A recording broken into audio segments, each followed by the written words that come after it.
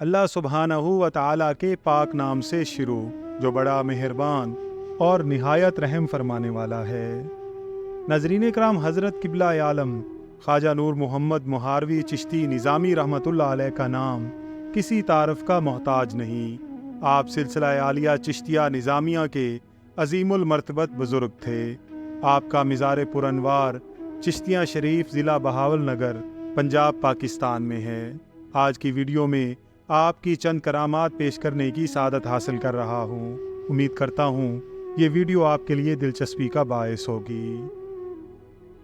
नजरीन इकराम, एक काजी साहब थे जो हज़रत किबला आलम ख्वाजा नूर मोहम्मद मुहारवी रहमतुल्लाह अलैह के मुरीद थे और कोट मिठन शरीफ के करीब दाजल में रहते थे। एक दफ़ा उन्होंने हज़रत किबला आलम की खिदमत अक़दस में अर्ज़ किया कि हज़रत, आप मेरे साथ वादा फरमाएं कि जब मैं फौत हो जाऊं तो मेरा जनाजा आप पढ़ाएं। आपने वादा फरमा लिया। हज़रत किबला आलम का विसाल काजी साहब की ज़िंदगी में हो गया।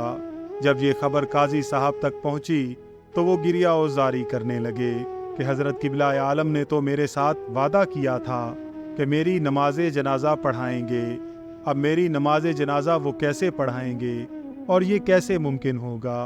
वक्त गुज़रता रहा, यहाँ तक कि काजी साहब का वक्त अजल आ गया और उनका इंतकाल हो गया। उनका नमाज जनाजा तैयार करके आबादी से बाहर सहरा की तरफ मैदान में ले गए ताकि नमाज पढ़ी जाए। जब नमाज जनाजा के लिए सब तैयार हो गए तो क्या देखते हैं कि एक सवार घोड़ा दौड़ाए चला आ रहा है। 4-5 आदमी बाप्यादा उसके साथ दौड़ रहे हैं। जब वो सवार करीब आया और घोड़ी से उतरा तो देखा कि हज़रत किबला आलम तशरीफ़ फरमा हैं। सब हाजरीन ने पहचान लिया। किसी ने दस्त बोसी की और किसी ने कदम बोसी।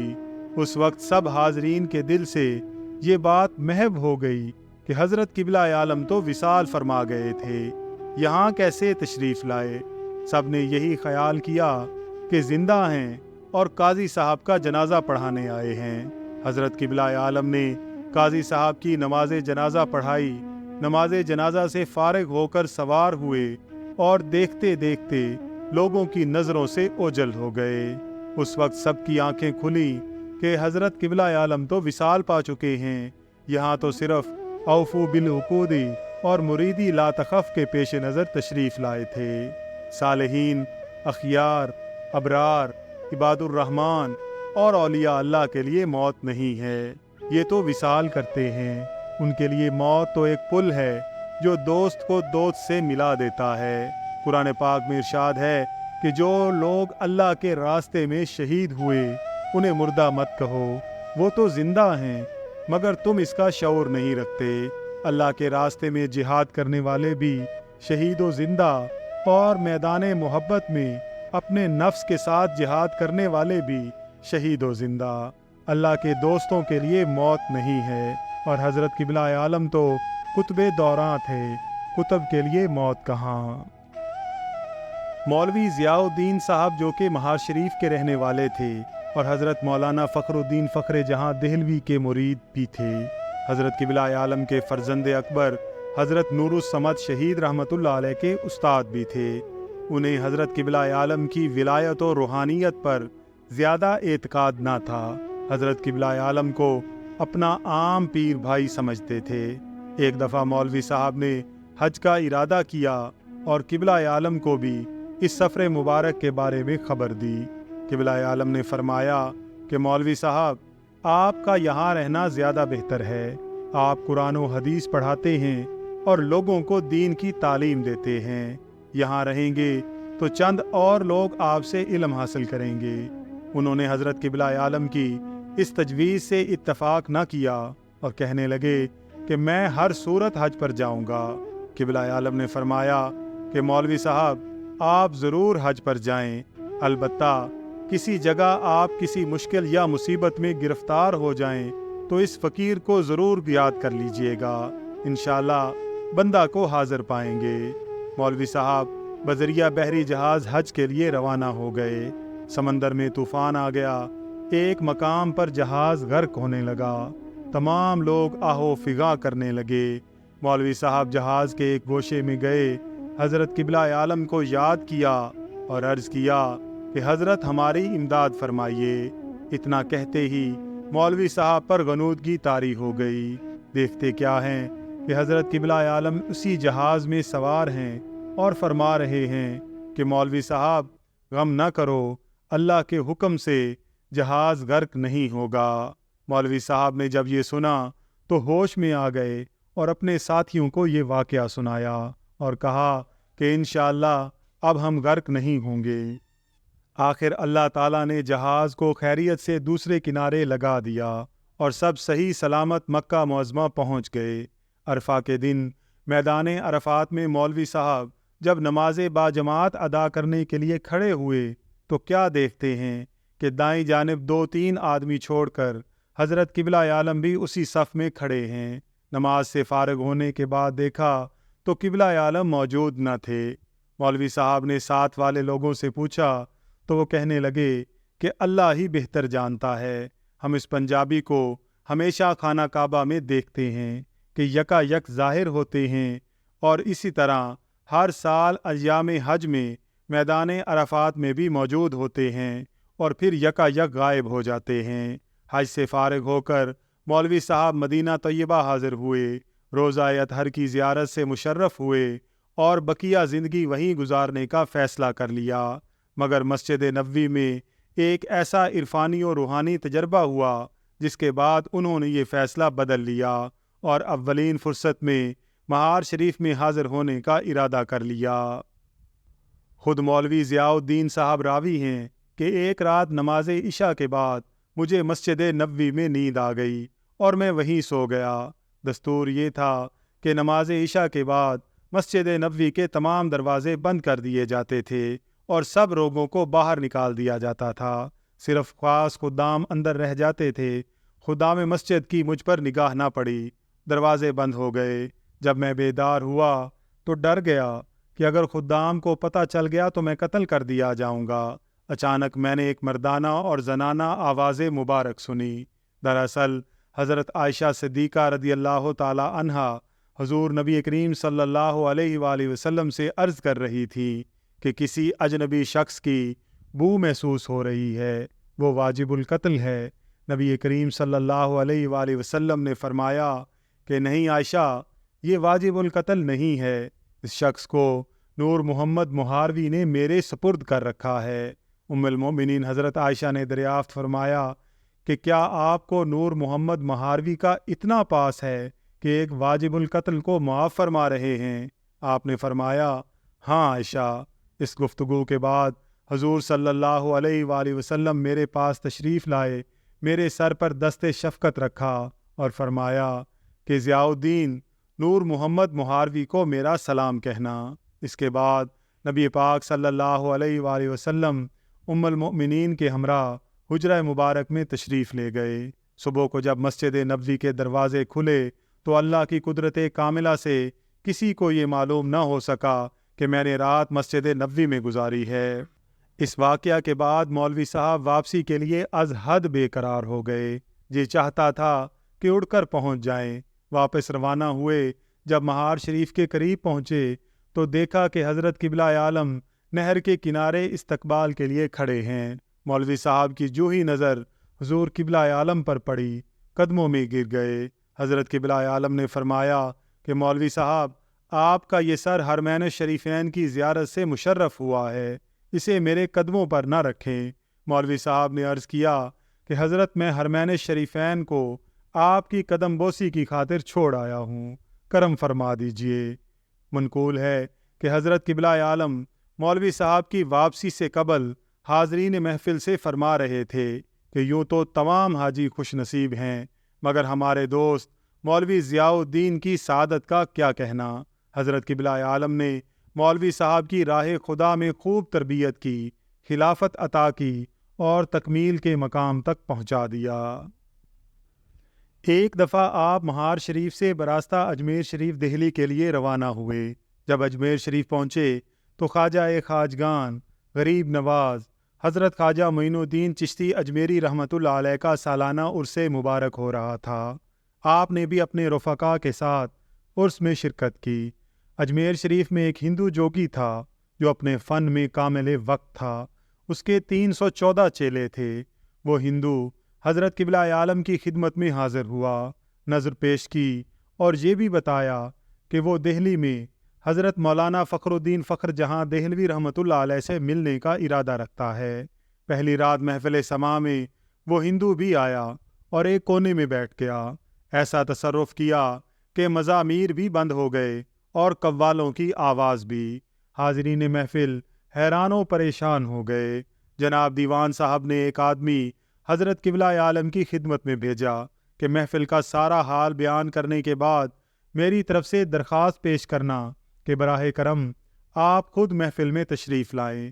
آپ محفل میں تشریف لائے اور اس ہندو کے مقابل بیٹھ گئے اور قوالوں سے فرمایا کہ قوالی شروع کریں۔ انہوں نے قوالی شروع کی، مزامیر بھی کام کرنے لگے اور قوالوں کی آواز بھی ٹھیک ہو گئی، یہاں تک کہ محفل میں خوب ذوق و شوق کی کیفیت پیدا ہو گئی۔ حضرت دیوان صاحب اور تمام حضرات و حاضرین بہت خوش ہوئے۔ دوسرے دن وہ ہندو حضرت قبلہ عالم کی خدمت میں حاضر ہو کر قدم بوس ہوا اور کہنے لگا کہ اللہ تعالیٰ نے آپ کو خوب کامل کیا ہوا ہے۔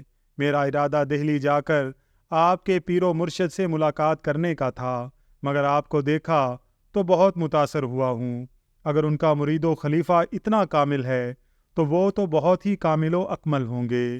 حضرت قبلہ عالم نے فرمایا کہ خیر آئندہ اس خانقاہ عالیہ میں ایسی حرکت نہ کرنا ورنہ سزا ملے گی۔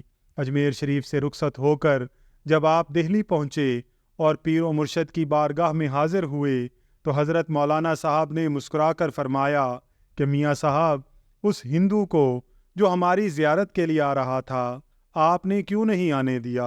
پھر فرمایا کہ وہ ہندو اپنے فن میں کامل تھا، مگر خواجہ خواجگان حضرت خواجہ غریب نواز کے حضور بے ادبی کی وجہ سے اس کا حال سلب ہو گیا۔ دوسری روایت میں ہے کہ یہ واقعہ ان دنوں پیش آیا جب حضرت قبلہ عالم دہلی شریف سے براستہ اجمیر شریف اپنے وطن واپس جا رہے تھے۔ اس واقعہ سے متاثر ہو کر وہ ہندو اپنے 300 چیلوں کے ہمراہ مسلمان ہو گیا تھا۔ عبد الرحمن نامی ایک قوال آپ کا منظور نظر تھا۔ وہ بے حد خوش الحان اور صاحب تاثیر قوال تھا۔ ایک دفعہ اس سے نادانستہ کوئی ایسی ناشائستہ حرکت سرزد ہو گئی کہ حضرت قبلہ عالم ناراض ہو گئے۔ حکم دیا کہ یہ کبھی میرے سامنے نہ آئے۔ آپ کی ناراضگی کا یہ اثر ہوا کہ وہ شدید بیمار ہو گیا، یہاں تک کہ تپے دق میں مبتلا ہو کر ہڈیوں کا ڈھانچہ بن گیا۔ مسلسل 5-6 ماہ تک اسی موذی مرض میں مبتلا رہا۔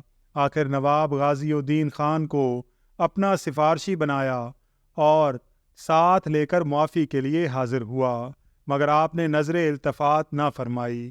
نواب غازی الدین خان نے عبد الرحمن سے کہا کہ کچھ سناؤ۔ اس نے یہ ربائی خوش الحانی سے دل کی گہرائیوں سے نکلتی ہوئی آواز کے ساتھ سنانا شروع کی، یعنی وہ کیسے مر سکتا ہے جس کے محبوب آپ ہوں؟ وہ کیوں شفا یاب نہ ہو کہ جس کے طبیب آپ ہوں؟ اور اس کے دین و ایمان کا کیا کہنا کہ جس کا دین و ایمان آپ ہو؟ اس ربائی کا سننا تھا کہ حضرت قبلہ عالم اور تمام حاضرین پر وجدانی کیفیت طاری ہو گئی۔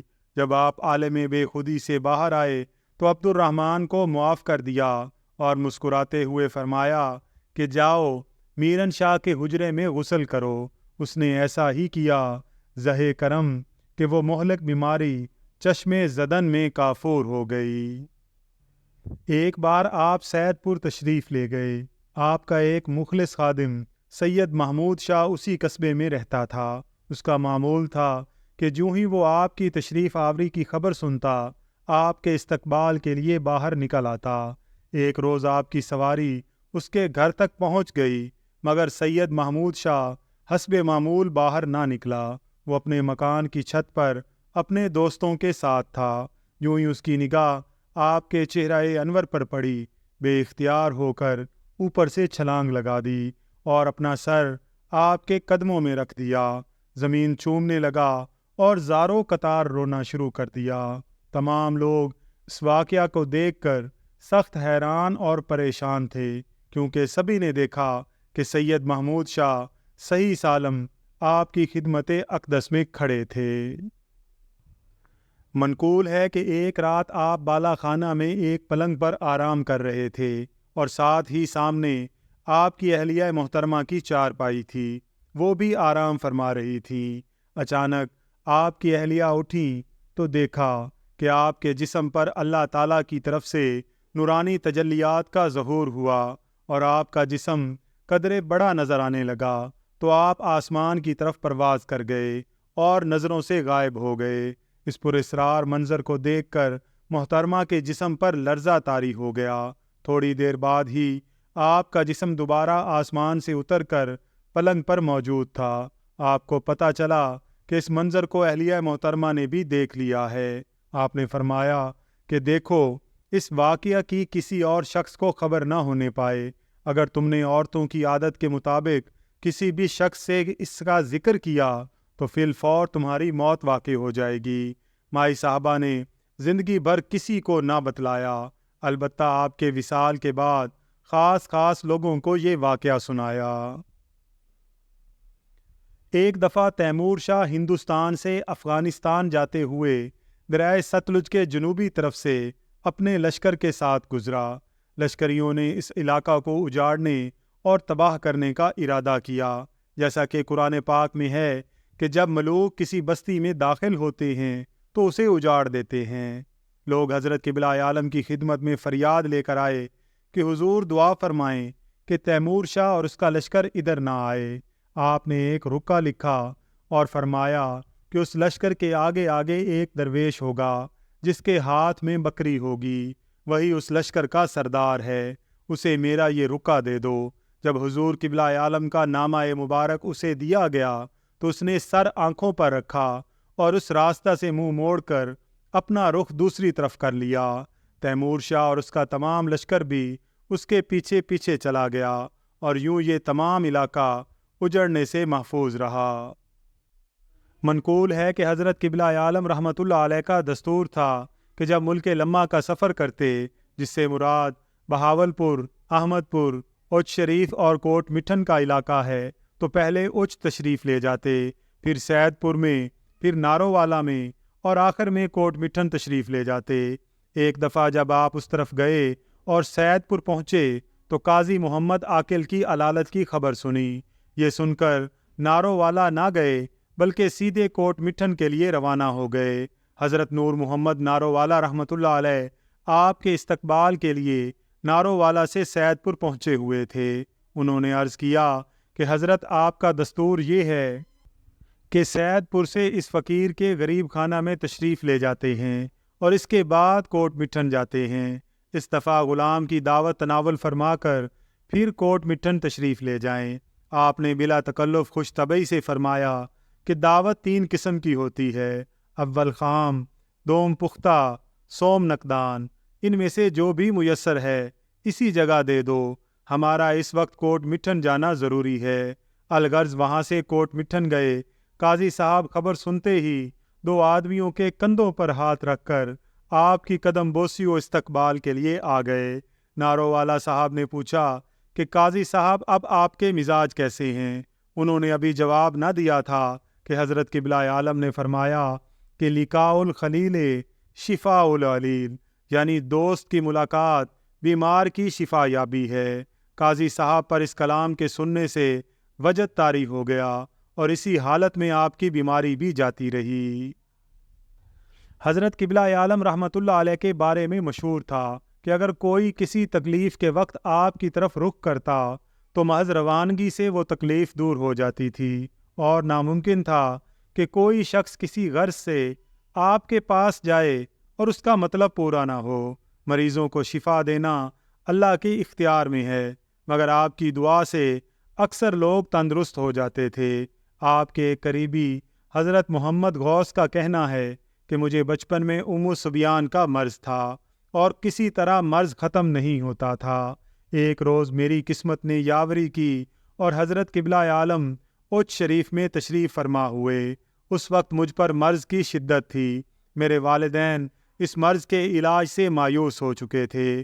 میرے والد مخدومی حضرت مولوی محمد بخش، جنہیں حضرت خواجہ فخر الدین سے نسبت بیعت حاصل تھی، اس حال میں مجھے اٹھا کر حضرت قبلہ عالم خواجہ نور محمد مہاروی رحمۃ اللہ علیہ کی خدمت میں لے آئے۔ آپ نے اپنا لعاب دہن میرے منہ میں ڈالا، گویا وہ آب حیات تھا جسے مجھے شفا ہو گئی۔ اس کے بعد پھر زندگی بھر مجھے یہ تکلیف نہ ہوئی۔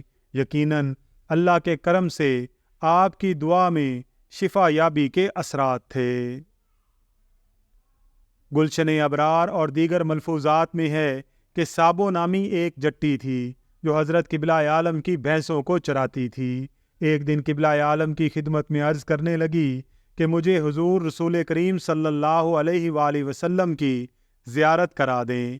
آپ نے فرمایا کہ بیٹا وقت پر موقوف ہے، ذرا صبر کر۔ چند روز کے بعد پھر عرض کرنے لگی، پھر وہی جواب ملا۔ اسی طرح چند بار سوال کیا اور وہی جواب پایا۔ آخر بد اعتقاد ہو کر مہار شریف سے روانہ ہو گئی اور شہر فرید کا راستہ لیا۔ راستے میں ایک شخص میاں محمد اعظم رہتا تھا جو حضرت قبلہ عالم کا با اعتقاد مرید تھا اور قوم چنڈال سے تھا۔ اس سے راستہ میں ملاقات ہوئی۔ پوچھنے لگے کہ سابو مائی کہاں جا رہی ہو؟ کہا کہ میاں اللہ یار جیوٹانوی کی خدمت میں جا رہی ہوں۔ بات یہ ہے کہ میں بڑی مدت سے رسول اللہ صلی اللہ علیہ وآلہ وسلم کی زیارت کے لیے حضرت قبلہ عالم کی خدمت میں رہتی تھی اور ان کی بھینسیں چراتی تھی اور دیگر تمام خدمات سر انجام دیتی تھی، اس امید پر کہ وہ مجھے زیارت کرا دیں گے، مگر میری حاجت ان سے پوری نہیں ہوئی۔ اب ان کی اجازت کے بغیر روانہ ہو گئی ہوں تاکہ اپنی حاجت اللہ یار جی کے سامنے پیش کروں اور اب وہیں رہوں گی۔ میاں محمد اعظم نے کہا کہ اے بے وقوف، اتنے بڑے دروازہ کو چھوڑ کر اس کے پاس جا رہی ہے، اور یہ حالت یہ ہے کہ قبلہ عالم کے غلاموں کو اللہ تعالیٰ نے یہ رتبہ دیا ہے کہ تمہیں رسول اللہ صلی اللہ علیہ وآلہ وسلم کی مجلس میں داخل کریں اور تیرے مقصود کو پہنچائیں۔ اللہ یار کے پاس نہ جا، کل میرے پاس میرے کنویں پر آنا تاکہ تیرا مقصود تجھے حاصل ہو جائے۔ وہ عورت دوسرے دن ہی ان کے پاس کنویں پر گئی اور اپنا مدعا بیان کیا۔ محمد اعظم نے کہا کہ اس لکڑی پر بیٹھ جا جہاں میں بیٹھ کر بیلوں کو ہانکتا ہوں اور رہٹ کو چلاتا ہوں۔ میرے بیلوں کو ہانک اور اپنے چہرہ پر چادر ڈال لے۔ اس نے ایسا ہی کیا اور ہوا یہ کہ وہ رسول اللہ صلی اللہ علیہ وآلہ وسلم کی محفل میں داخل ہو گئی اور اسے سعادت دارین حاصل ہو گئی۔ یہ محمد اعظم چنڈال حضرت قبلہ عالم کا مرید تھا اور اس نے سابو کو ایک لحظہ میں حضور صلی اللہ علیہ وآلہ وسلم کی مجلس میں داخل کر دیا۔ یہ شخص جٹ قوم سے تھا اور صرف 1 سال حضرت قبلہ عالم کو وضو کرانے اور لوٹا بھرنے کی خدمت کی تھی۔ بعد ازاں حضرت قبلہ عالم کی اجازت سے ایک کنویں پر رہتا تھا، کھیتی باڑی کرتا تھا۔ حق تعالیٰ نے قبلہ عالم کی 1 سال کی خدمت کے بدلہ میں اسے اس مرتبہ پر پہنچا دیا کہ لوگوں کو رسول اللہ صلی اللہ علیہ وآلہ وسلم کی مجلس میں داخل کرتا تھا۔ ان بزرگوں کا کیا حال و مقام ہوگا جو سال ہا سال سے حضرت قبلہ عالم کی خدمت میں رہے، ریاضت و مجاہدہ کرتے رہے اور آپ کی صحبت میں رہ کر مرتبہ خلافت پر پہنچے۔ مولوی محمد گہلوی نے خیر الاذکار میں لکھا ہے کہ ایک بار حضرت قبلہ عالم خواجہ نور محمد مہاروی رحمۃ اللہ علیہ مہار شریف سے نارووالا تشریف لے گئے، جو خواجہ نور محمد ثانی کا گھر اور وطن تھا۔ وہاں نارووالا میں چند روز قیام فرمایا۔ چونکہ یہ ایک چھوٹا سا گاؤں تھا اور طہارت خانے کا کوئی معقول انتظام نہیں تھا، اس لیے آپ رفع حاجت کے لیے شہر سے باہر صحرا میں تشریف لے جاتے۔ جہاں سے گزرتے وہیں آپ کے قدموں کے نشان لگ جاتے۔ اتفاقاً ایک ہندو عورت کا قدم غیر ارادی طور پر آپ کے قدم پر پڑ گیا۔ آپ میں عشق الہی کی اتنی گرمی تھی کہ وہ بے ہوش ہو کر زمین پر گر گئی۔ اس کے ورثاء اسے اٹھا کر گھر لے گئے اور پھر آپ سے دعا کروائی تو وہ تندرست ہو گئی۔ اس واقعہ کے بعد خلیفہ نارووالا صاحب نے شہر میں ہی طہارت خانہ کا انتظام کر دیا تاکہ آپ کو صحرا کی طرف جانے کی زحمت نہ ہو۔ آپ کے مرشد کریم حضرت مولانا فخر الدین فخر جہاں دہلوی رحمۃ اللہ علیہ کی عادت مبارکہ تھی کہ جب اپنے خلیفہ خاص حضرت خواجہ نور محمد مہاروی کو وطن جانے کی اجازت دیتے تو دلی کے مریدوں اور امراء سے فرماتے کہ میاں صاحب وطن جانے والے ہیں، بس ہر شخص دعوت کرتا اور نظر و نیاز دیتا۔ ایک مرتبہ مرزا آقا محمدی بیگ کی بیٹی جمیلہ بیگم کے گھر آپ کی دعوت کی باری آئی۔ حضرت قبلہ عالم ان کے ہاں تشریف لائے تو وہ چمن کے پیچھے سے دیکھ رہی تھی۔ جب حضرت قبلہ عالم کی صورت دیکھی تو ان کے دل میں خیال آیا کہ نامعلوم حضرت مولانا صاحب اس سیاہ فام پر کیسے عاشق ہو گئے اور کیوں انہیں تمام نعمت بخش دی ہے۔ اس وسوسہ کا خیال دل میں آنا تھا کہ حضرت قبلہ عالم نے فرمایا کہ حضرت مولانا صاحب کا کرم اور ان کی محبت میری اس ظاہری صورت پر نہیں ہے، وہ دوسری صورت ہے۔ اتنے میں کیا دیکھتی ہوں کہ یکا یک حضرت قبلہ عالم کی حیت بدل گئی اور ان کے چہرہ مبارک کی نورانی شعاؤں نے ہمارے گھر کو روشن کر دیا۔ چہرہ مبارک اتنا حسین و زیبا دکھائی دیا کہ دیکھنے کی تاب نہ تھی۔ میں نے فوراً اس وسوسہ سے توبہ کی اور آپ سے معافی طلب کی۔ ایک دن حضرت قبلہ عالم رحمۃ اللہ علیہ حضرت تاج الدین سرور چشتی رحمۃ اللہ علیہ کی زیارت کے لیے تشریف لے گئے تو وہاں دیکھا کہ بے شمار مخلوق جمع ہے۔ انہوں نے قحط سالی و خشک سالی کے لیے فاتحہ خوانی کے بعد عرض کیا کہ صاحب آپ کو تو ایک دن حضرت قبلہ عالم رحمۃ اللہ علیہ حضرت تاج الدین سرور چشتی رحمۃ اللہ علیہ کی زیارت کے لیے تشریف لے گئے تو وہاں دیکھا کہ بے شمار مخلوق جمع ہے۔ انہوں نے کہا تو خشک سالی کے لیے فاتحہ خوانی کے بعد عرض کیا کہ صاحب آپ کو تو شاید قحط ہی منظور ہوگا، لیکن مخلوق بے حد مصیبت میں مبتلا ہے۔ یہ کہنا تھا کہ لوگوں نے دیکھا کہ اسی وقت موسلا دھار بارش شروع ہو گئی، حتیٰ کہ آپ اور سب لوگ بڑی مشکل سے پانی سے گزر کر واپس تشریف لائے۔ الہی تا ابد آستان یار رہے، یہ آسراہ غریبوں کا برقرار رہے۔ نگاہ ولی میں وہ تاثیر دیکھی، بدلتی ہزاروں کی تقدیر دیکھی۔ ناظرین کرام، ویڈیو پسند آئی ہو تو اس کا اظہار کمنٹس میں ضرور کیجیے گا۔ اللہ تعالیٰ سے دعا ہے کہ اللہ تعالیٰ ہم سب کا حامی و ناصر ہو، آمین یا رب العالمین۔